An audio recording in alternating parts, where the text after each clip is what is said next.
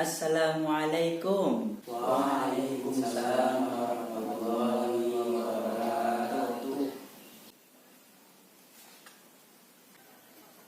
Apa kabar Ananda semua? Alhamdulillah sehat. Alhamdulillah. Baik. Sebelum kita memulai pembelajaran kita pada siang hari ini, ada baiknya kita mulai dengan membaca doa. Ketua kelas, mohon pimpin doa. Baik, sebelum memulai pembelajaran, marilah kita berdoa. Doa dimulai.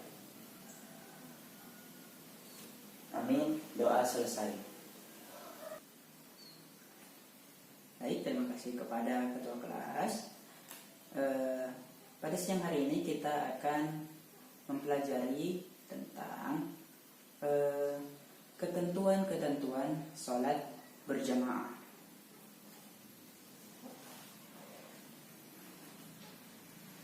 Nah, Anda sekalian, yang pertama kali yang harus kita pahami sebelum memahami ketentuan sholat berjamaah adalah apa sih yang dimaksud dari sholat berjamaah itu sendiri? Yakni pengertian sholat berjamaah. Nah, yang pertama, sholat. Menurut Hasbi Allah, dalam bukunya Fikih dan Usul Fikih, dia mengatakan, sholat adalah suatu bentuk ibadah yang dimana terdiri dari perbuatan dan ucapan tertentu yang dimulai dengan takbiratul ihram dan diakhiri dengan salam. Nah, dalam sholat berarti beribadah kepada Allah Subhanahu wa Ta'ala dengan syarat-syarat yang telah ditentukan. Nah, kemudian jamaah.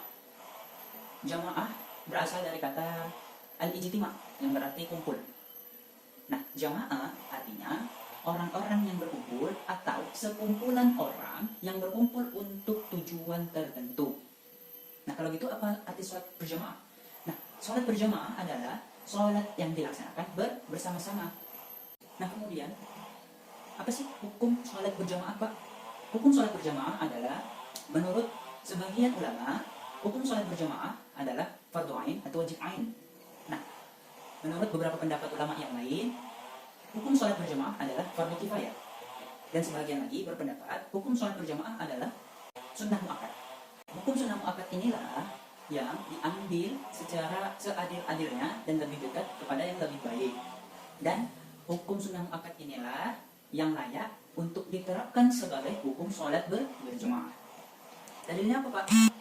Dalam hadis yang diriwayatkan oleh Abdullah bin Umar yang berbunyi, Haddatsana Abdullah bin Yusuf qala akhbarana Malik an-Nafi' an Abdullah bin Umar anna Rasulullah sallallahu alaihi wasallam qala salatul jamaah tafdulu salatal fardhi bi 27 darajah. Rawahu Bukhari. Artinya apa? Salat berjamaah. Artinya salat berjamaah lebih baik daripada salat sendiri. Karena apa? Karena ada kebaikan di dalamnya 27 derajat. Nah, berdasarkan hadis tersebut, maka seyogyanya kita kaum muslimin wajib lebih utama bagi kita untuk melaksanakan salat berjamaah. Baik itu masjid maupun di tempat salat berjamaah biasanya. Nah, dalam sholat berjamaah ada syarat-syarat sahnya sholat berjamaah. Apa itu? Yang pertama, ada imam. Imam artinya orang yang berada di depan. Karena imam berasal dari kata amamah, yang artinya di depan. Nah, imam artinya orang yang diikuti oleh makmum dalam sholat berjamaah, dalam pelaksanaan sholat berjamaah. Nah, kemudian syarat kedua adalah adanya makmum, yakni orang yang mengikuti gerakan sholat imam dalam sholat berjamaah. Nah, kemudian syarat selanjutnya adalah keberadaan atau posisi imam dan makmum berada dalam satu majelis, satu tempat. Artinya apa? Imam dan makmum berada dalam satu tempat dalam pelaksanaan sholat berjamaah. Jadi nggak boleh imamnya ada di lokasi A, makmumnya di lokasi B, nggak boleh. Jadi makmum dan imam itu harus berada dalam satu tempat untuk melaksanakan sholat berjamaah. Gitu. Nah, kemudian syarat selanjutnya, hendaknya gerakan makmum mengikuti gerakan daripada imam. Nah, bagi imam dan makmum sendiri ada syarat-syarat yang harus dipenuhi. Bagi imam yang pertama, syarat imam untuk menjadi imam yang pertama itu adalah imam hendaknya adalah orang yang memiliki pengetahuan atau wawasan luas mengenai agama. Nah, dalam agama itulah salah satunya yang dibahas adalah rukun dan syarat sholat. Tak lupa juga harus memahami tentang hal-hal atau perkara-perkara yang membatalkan sholat. Jadi, ketika hendak sholat berjamaah, utamakanlah orang yang menjadi imam itu adalah orang yang berwawasan luas atau berpengetahuan luas mengenai agama. Gitu. Kemudian, syarat imam yang selanjutnya adalah laki-laki yang berakal sehat dan baligh.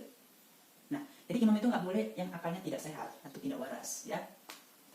Nah, kemudian laki-laki, maksudnya imam itu boleh saja perempuan dengan catatan seluruh makmumnya adalah perempuan juga.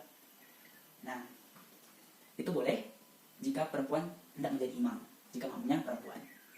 Kemudian syarat imam selanjutnya yaitu imam berada di posisi depan makmum. Jadi imam itu nggak boleh di belakang makmum. Tuh.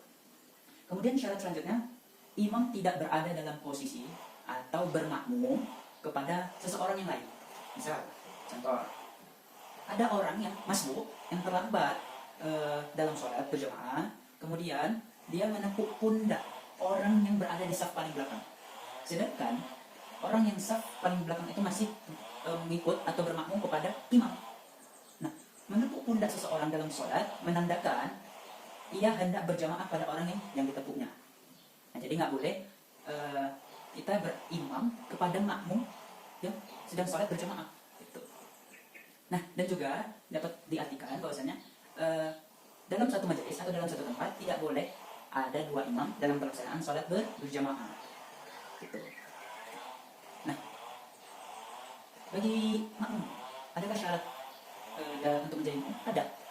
Yang pertama, syarat menjadi makmum adalah makmum berniat atau beriktikad untuk mengikuti imam, untuk mengikuti gerakan imam. Jadi, apa yang rukun sholat yang dikerjakan imam diikuti oleh makmum. Kemudian syarat selanjutnya, makmum berada di posisi belakang imam, ya kan? Kemudian syarat selanjutnya,